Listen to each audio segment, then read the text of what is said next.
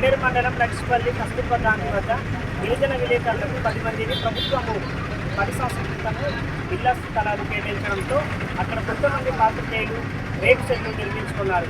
దానికి టీడీపీ సర్పంచులు అక్రమంగా దినాల తొలగించడంతో ఈరోజు అన్ని మండలాలు గిరిజన విలేకరులందరూ దానికి నిరసనగా మేము గాంధీ జయంతి సందర్భంగా మేము మెమోరాండం ఇచ్చి మేము నిరసనని ప్రదర్శిస్తున్నాం.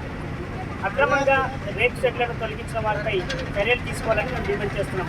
ఎందుకంటే ప్రభుత్వానికి ప్రజలకి వారధిగా మేము మీడియా పనిచేస్తున్నప్పుడు మా మీద దాడులకు పాల్పడడం ఇది ఏమైనా చర్య అని మేము భావిస్తున్నాము.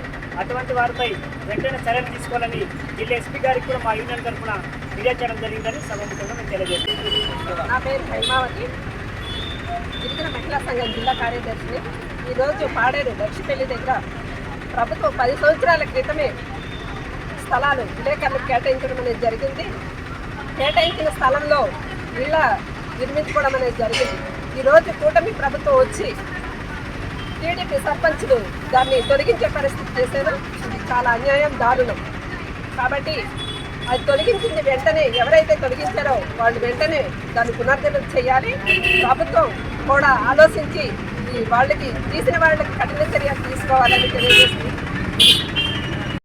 విలేకరుల నాయకత్వం, విలేకరుల నాయకత్వం, విలేకరుల నాయకత్వం, విలేకరుల నాయకత్వం.